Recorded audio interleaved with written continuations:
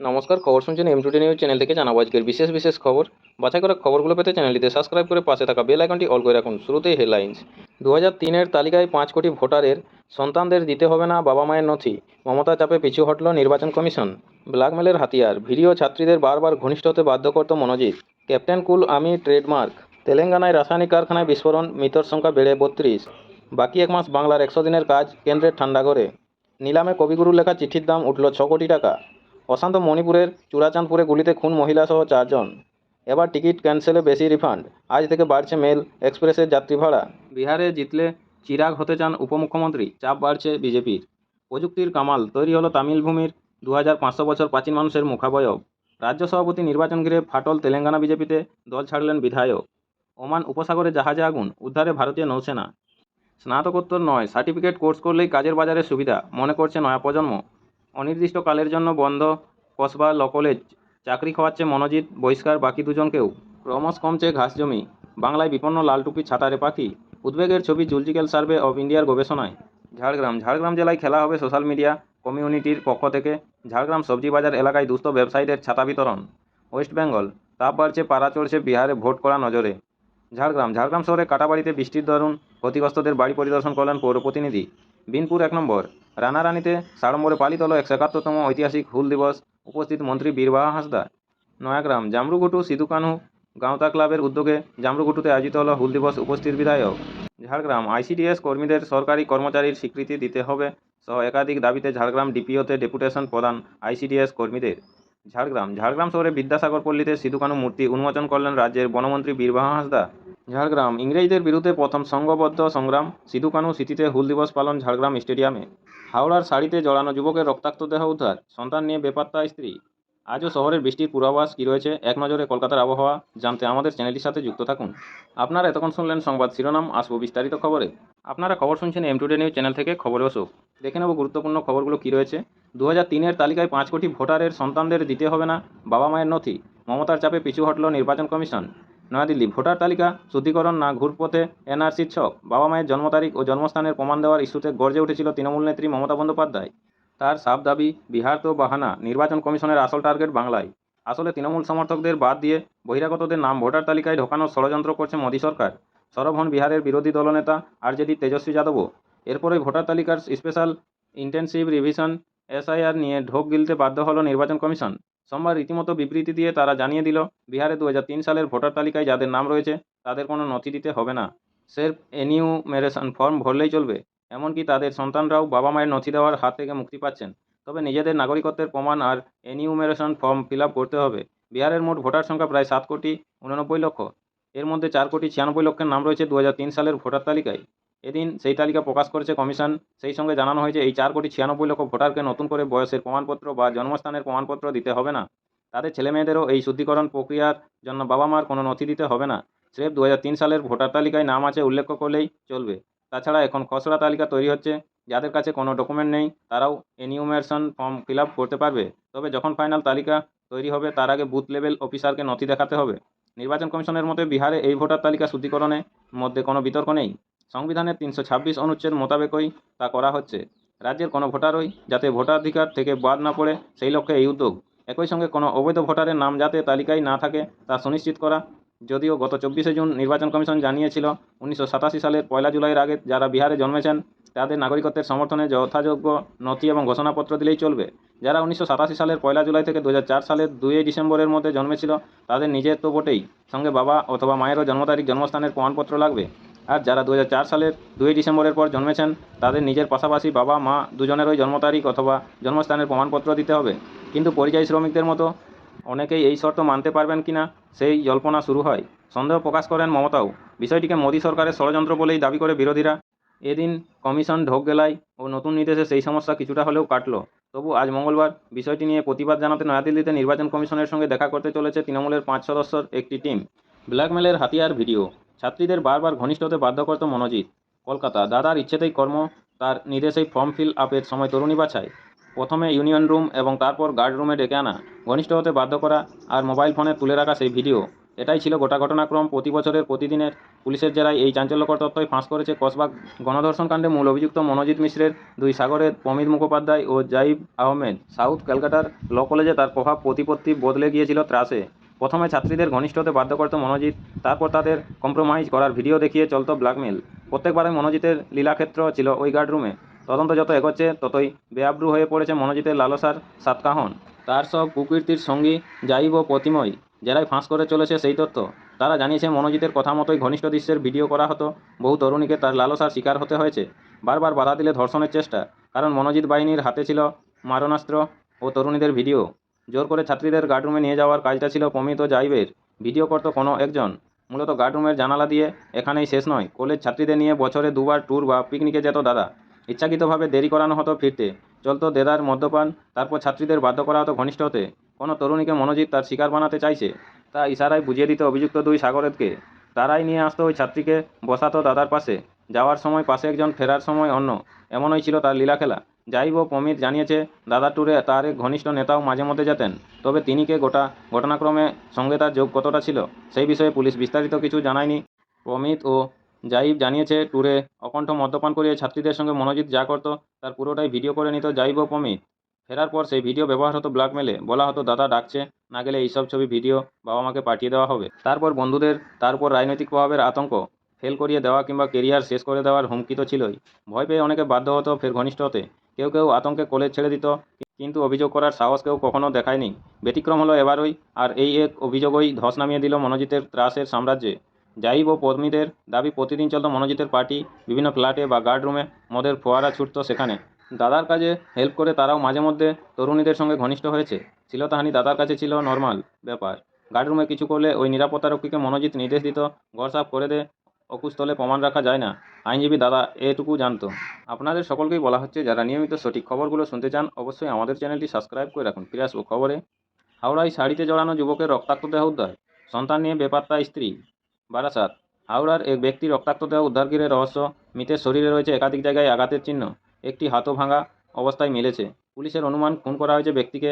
ঘটনার পর থেকে 10 বছরের ছেলেকে নিয়ে বেপাত্তা মৃতের স্ত্রী পুষ্পমণ্ডল। মৃতদেহের পাশ থেকে উদ্ধার হয়েছে রক্তমাখা কোদাল। ঘটনা ঘিরে হাওড়া থানার রায়খাঁ এলাকায় চাঞ্চল্য ছড়িয়েছে। ঘটনার তদন্ত শুরু করেছে হাওড়া থানার পুলিশ। পুলিশ ও স্থানীয় সূত্রে খবর, মৃতের নাম লক্ষ্মীকান্ত মণ্ডল, বয়স 42। তার আত্মীয়দের দাবি, সোমবার রাতে ঘরের মধ্যে গলায় শাড়ি জড়ানো অবস্থায় রক্তাক্ত দেহ উদ্ধার হয় লক্ষ্মীকান্তের। পুলিশ ঘটনাস্থলে এসে মৃতদেহ উদ্ধার করে হাওড়া গ্রামীণ হাসপাতালে নিয়ে গেলে চিকিৎসকরা মৃত বলে ঘোষণা করেন। প্রতিবেশীদের দাবি, আগেও দুবার লক্ষ্মীকান্তকে ধারালো অস্ত্রের কোপ মেরেছিল স্ত্রী। বিচার সালিসি সভা করেও মেটেনি দাম্পত্য কলহ। সোমবার সকালেও দুজনের মধ্যে ঝগড়া হয় বলে অভিযোগ। তারপর রাতে ঘরের মধ্যে গলায় শাড়ি জড়ানো অবস্থায় মেলে লক্ষ্মীকান্তের দেহ। পুলিশের প্রাথমিক অনুমান, স্বামীকে কুপিয়ে গলায় শাড়ি ফাঁস দিয়ে খুন করা হয়েছে। পলাতক স্ত্রীর খোঁজে তল্লাশি শুরু করেছে পুলিশ। দেখে নেব শহরের আবহাওয়ার হালচাল কী রয়েছে। আজও শহরে বৃষ্টির পূর্বাভাস। এক নজরে কলকাতার আবহাওয়ার আপডেটটি দেখে নেব কী রয়েছে। কলকাতা, আপাতত বৃষ্টি পিছু ছাড়ছে না কলকাতার। আজ 1 জুলাইও শহরের আকাশ থাকবে মূলত মেঘাচ্ছন্ন। পাশাপাশি 1-2বার হালকা থেকে মাঝারি বৃষ্টি অথবা বজ্রপাত সহ বৃষ্টির সম্ভাবনাও থাকছে পুরোদস্তুর। আবহাওয়া দপ্তরের পূর্বাভাস অনুযায়ী আজ মঙ্গলবার কলকাতায় সর্বোচ্চ ও সর্বনিম্ন তাপমাত্রা থাকতে পারে যথাক্রমে 30 ডিগ্রি ও 26 ডিগ্রির আশেপাশে। গতকাল শহরে সর্বোচ্চ তাপমাত্রা ছিল 30.1 ডিগ্রি, যা স্বাভাবিকের তুলনায় 2.5 ডিগ্রি কম। অন্যদিকে সর্বনিম্ন তাপমাত্রা ছিল 26.2 ডিগ্রি, যা স্বাভাবিকের তুলনায় 0.5 ডিগ্রি কম। গত 24 ঘন্টায় 30 জুন সকাল 6টা 30 থেকে 1 জুলাই সকাল 6টা 30 পর্যন্ত শহরে বৃষ্টিপাত হয়েছে 17.8 মিলিমিটার। হাওয়া অফিস সূত্রে খবর, চলতি সপ্তাহের শেষের দিকে ফের দক্ষিণবঙ্গে বৃষ্টির সম্ভাবনা জোরাল হতে পারে। সপ্তাহান্তে একাধিক জেলা টানা বৃষ্টিপাতের সাক্ষী থাকতে পারে বলে মনে করা হচ্ছে। পরবর্তী খবরে আসবো। বাকি 1 মাস, বাংলার 100 দিনের কাজ কেন্দ্রের ঠান্ডা করে। কলকাতা ও নয়াদিল্লি। অবিলম্বে পশ্চিমবঙ্গে 100 দিনের কাজ চালু করতে হবে। সময়সীমা 1 আগস্ট। এই ছিল কেন্দ্রীয় সরকারকে কলকাতা হাইকোর্টের নির্দেশ। তারপর 12 দিন কেটে গিয়েছে, বাকি আর 1 মাস। অথচ এখনও বাংলার প্রাপ্য পড়ে রয়েছে মোদী সরকারের ঠান্ডা করেই। বরাদ্দ ঘোষণা, শ্রম দিবস ঠিক করা দূরস্থ। মনরেগা আইনের আওতায় আরোপ করা 27 নম্বর ধারা পর্যন্ত এখন পর্যন্ত বাংলার উপর থেকে প্রত্যাহার করেনি কেন্দ্র। 100 দিনের কাজে দুর্নীতির অভিযোগ পেলে এই ধারা আরোপ করে থাকে কেন্দ্র। নবান্ন থেকে বারবার তার জবাব দেওয়া, টাকা উদ্ধার এবং অ্যাকশন টেকেন রিপোর্ট পাঠানো সত্ত্বেও গা করেনি ভারত সরকার, করছে না আদালতের নির্দেশের ওপরও। তাই এখন রাজ্যের সঙ্গে এই ইস্যুতে কোনো রকম যোগাযোগই দিল্লি থেকে করা হয়নি, নেওয়া হয়নি কোনো ইতিবাচক পদক্ষেপ। এই অবস্থায় খুব স্বাভাবিকভাবেই প্রশ্ন উঠেছে মোদী সরকারের ভূমিকা নিয়ে। তৃণমূলের অন্দরমহল থেকে ঘটছে ক্ষোভের বিস্ফোরণ। আদালতের নির্দেশের পরও কি শুধুমাত্র রাজনৈতিক স্বার্থে বাংলাকে ভাতে মারার কৌশলে আটকে থাকবে দিল্লি? তাহলে এতদিন কোনো না কোনো পদক্ষেপ কেন্দ্র করত। রাজ্য সরকারকেই এই প্রকল্প রূপায়ণের সম্পূর্ণ দায়িত্ব নিতে হয়, সেই ক্ষেত্রে কেন্দ্র বলা মাত্র রাজ্য জুড়ে 100 দিনের কাজ চালু করা সম্ভব নয়। 3 বছর কাজ বন্ধ থাকার পর পুরো সিস্টেম বা প্রশাসনিক ব্যবস্থাপনাকে কার্যকর করাটা বেশ সময় সাপেক্ষ। উপরন্তু রয়েছে কেন্দ্র শর্তের খাঁড়া, কারণ হাইকোর্ট জানিয়ে দিয়েছে প্রকল্পের স্বচ্ছতা বজায় রাখতে কেন্দ্রীয় সরকার বাংলার উপর শর্ত চাপাতেই পারে। নবান্নের অন্দরের অনুমান এই সুযোগ কোনোভাবেই মোদী সরকার হাতছাড়া করবে না। সেক্ষেত্রে চাপানো নতুন শর্ত নিয়ে জেলায় জেলায় দায়িত্বে থাকা অফিসারদের প্রশিক্ষণ দিতে হবে। জানা যাচ্ছে এখনও শিবরাজ সিং চৌহানের গ্রামান্বয়ন মন্ত্রক এই ইস্যুতে প্রধানমন্ত্রীর সবুজ সংকেতের অপেক্ষাতেই রয়েছে। কলকাতা হাইকোর্টের নির্দেশকে চ্যালেঞ্জ করা হবে নাকি মেনে নেওয়া হবে, এই নিয়েই দোটানায় রয়েছে কেন্দ্র। প্রধানমন্ত্রী বিদেশ যাচ্ছেন, ফলে তিনি ফেরার পরও এ ব্যাপারে সিদ্ধান্ত হবে সোমবারই। গ্রামান্বয়ন মন্ত্রকের সচিব শৈলেশ কুমার সিং বর্তমানকে বলেন, আমি কিছু বলতে পারবো না, এখনও কিছু ঠিক হয়নি। এই ব্যাপারে রাজ্যের পঞ্চায়েত মন্ত্রী প্রদীপ মজুমদারের তোপ, আদালত কান মুলে দিয়েছে, তারপরও আমাদের কাছে কোনো বার্তা আসেনি। কেন্দ্রের এই বঞ্চনা সব সীমা ছাড়িয়ে যাচ্ছে। কেন্দ্রের উপর চাপ অবশ্য বাড়ছে। সোমবার গ্রামান্বয়ন সংক্রান্ত সংসদীয় কমিটির বৈঠকে বিরোধী সাংসদরা দাবি তুলেছেন, পশ্চিমবঙ্গে 100 দিনের কাজ আদালত নির্ধারিত 1 আগস্ট থেকে শুরু করতে হবে। এদিনের বৈঠকের এজেন্ডা ছিল 100 দিনের কাজের মাধ্যমে গ্রামে কর্মসংস্থান। সেই মতো গ্রামান্বয়ন মন্ত্রকের সচিব সহ কয়েকজন বিশেষজ্ঞকে ডাকা হয়েছিল। কংগ্রেস সাংসদ সপ্তগিরি উল্কার সভাপতিত্বে সেখানেই প্রসঙ্গক্রমে বাংলায় প্রকল্পের কাজ বন্ধ এবং টাকা আটকে রাখার বিষয়টি ওঠে বৈঠকে।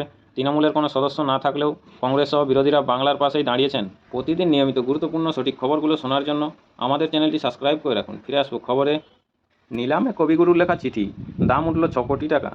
মুম্বাই, নিলামে কবিগুরুর হাতে লেখা চিঠি বিক্রি হলো প্রায় 6 কোটি টাকায়। সেখানে চিঠির সঙ্গে বিক্রি হয়েছে রবীন্দ্রনাথ ঠাকুরের তৈরি বিশেষ ভাস্কর্যও। নিলামে এর দর ওঠে প্রায় 1 কোটি টাকা। গত 26 ও 27 জুন মুম্বাইয়ে এই নিলাম হয়। আয়োজন করেছিল মুম্বাইয়ের অষ্টগুরু নিলামঘর। সংস্থার দেওয়া হিসাব অনুযায়ী কবিগুরুর লেখা মোট 35টি চিঠি বিক্রি হয়েছে, সেই সঙ্গে 14টি হাতের তৈরি খামও রয়েছে। জানা গেছে 1927 থেকে 36 সালে লেখা চিঠিগুলির প্রাপক প্রখ্যাত সমাজতাত্ত্বিক ধৈর্যটি প্রসাদ মুখোপাধ্যায়। সেই সময়ের সমাজ সম্পর্কিত বিষয় নিয়ে আলোচনা সহ নানা ব্যক্তিগত কথা চিঠিতে লিখেছিলেন কবিগুরু। অধিকাংশই চিঠি প্রকাশিত, তবে চিঠিগুলির পাণ্ডুলিপি এতদিন সংরক্ষিত ছিল। এবার নিলামের মাধ্যমে সেগুলি বিক্রি করা হলো। নিলামঘরের দেওয়া তথ্য বলছে, কবিগুরুর এই সব চিঠি বিভিন্ন জায়গা থেকে সংগ্রহ করা হয়েছে। নিলামে যে ভাস্কর্যটি বিক্রি হয়েছে তা একেবারেই বিরল। বিশেষজ্ঞদের মতে এটি কবিগুরুর হাতের তৈরি একমাত্র ভাস্কর্য। কোয়ার্টাজ পাথর খুঁদে তৈরি এই ভাস্কর্যটি হৃদয় আকৃতির। কবিগুরু এর নাম দেন পাষাণ হৃদয়। এই বিশেষ ভাস্কর্য উপহার দিয়েছিলেন তিনি অক্ষয় চৌধুরীকে। বিভিন্ন হাত ঘুরে তা নিলামঘরে এসে পৌঁছায়। কে বা কারাই বিশেষ চিঠি এবং ভাস্কর্য সংগ্রহ করেছেন তা জানানো হয়নি নিলামঘরের তরফে। সংস্থার শর্ত অনুযায়ী এগুলি দেশের বাইরে নিয়ে যাওয়া যাবে না। এবার টিকিট ক্যান্সেলে বেশি রিফান্ড। আজ থেকে বাড়ছে মেল এক্সপ্রেসের যাত্রী ভাড়া।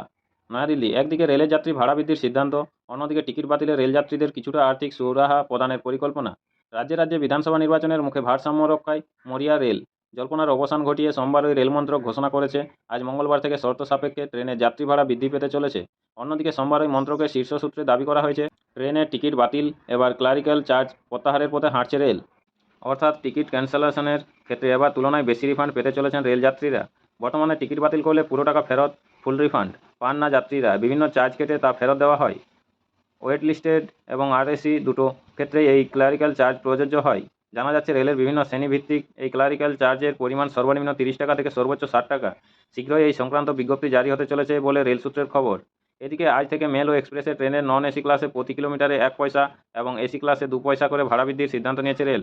নন সাবারবান ট্রেনের নন এসি অর্ডিনারি সেকেন্ড ক্লাসে প্রথম 500 কিলোমিটার পর্যন্ত কোনো ভাড়া বাড়ছে না। তারপর নন সাবারবান ট্রেনে নন এসি অর্ডিনারি সেকেন্ড ক্লাসের ভাড়া 501 থেকে 1500 কিলোমিটার পর্যন্ত বৃদ্ধি পাবে 5 টাকা।